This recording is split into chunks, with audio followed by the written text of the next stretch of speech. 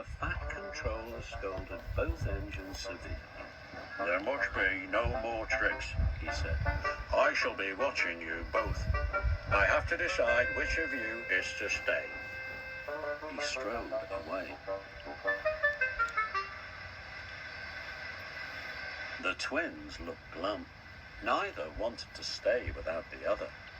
They said so. Then, what is to do? Wondered Douglas. Och, said Donald, each morn be as good as the other. Simmy'll have to keep his faith. Their plan was good, but they had reckoned without a spiteful brake van. The van had taken a dislike to Douglas. Things always went wrong when he had to take it out.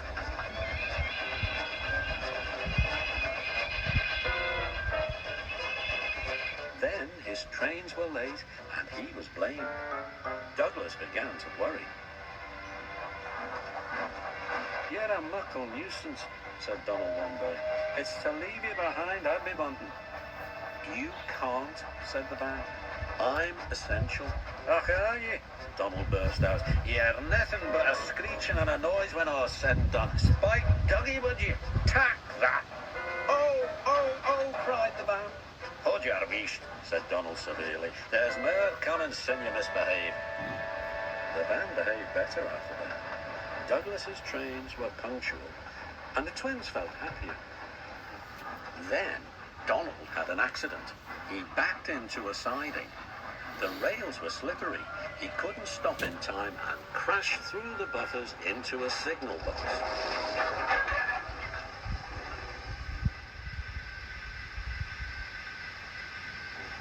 I am disappointed, Donald. I did not expect such clumsiness from you. I had decided to send Douglas back and keep you. I'm sorry, sir. But Donald didn't say what he was sorry for. We know, don't we? I should think so, too, went on the Fat Controller indignantly. You have upset my arrangements. It is most inconvenient. Now James will have to help with the goods work while you have your tender mended. James won't like that. The Fat Controller was right. James grumbled dreadfully.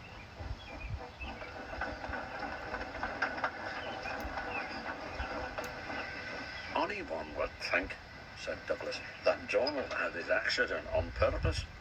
I heard tell, he went on, about an engine and some tar wagons. Shut up, said James. It's not funny. Wheel, said Douglas innocently. Surely, James, it wasn't you. You didn't say. James didn't say.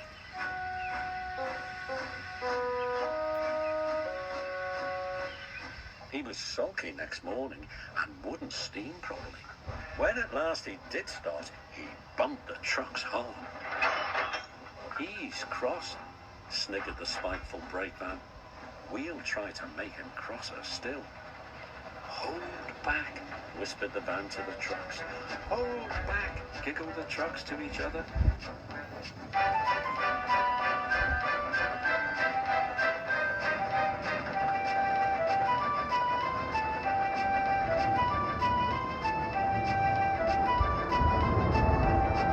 James did his best, but he was exhausted when they reached Edward Station.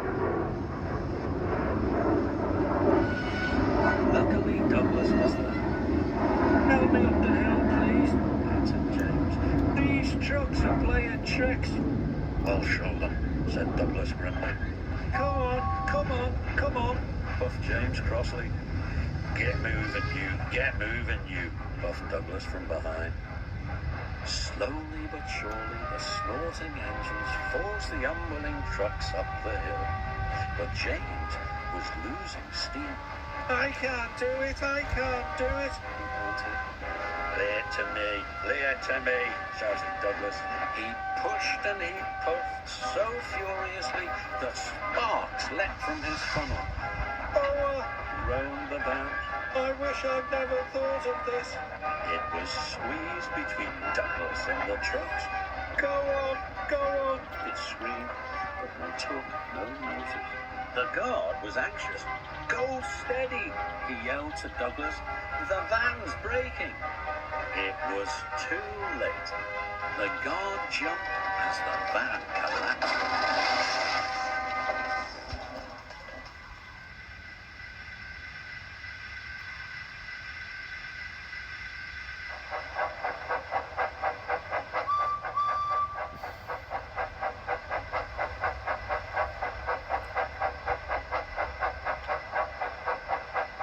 I might have known it would be Douglas. "I'm sorry, sir. Maybe I was clumsy, but I wouldn't be beaten by yon tricksy van." "I see," said the Fat Controller. Douglas was grand, sir. James had no steam left, but Douglas worked hard enough for 3. I heard him from my yard. "Two would have been enough," said the Fat Controller dryly. "I want to be fair, Douglas," he went on. "I admire your determination, but I don't know. I really don't know." He turned and walked thoughtfully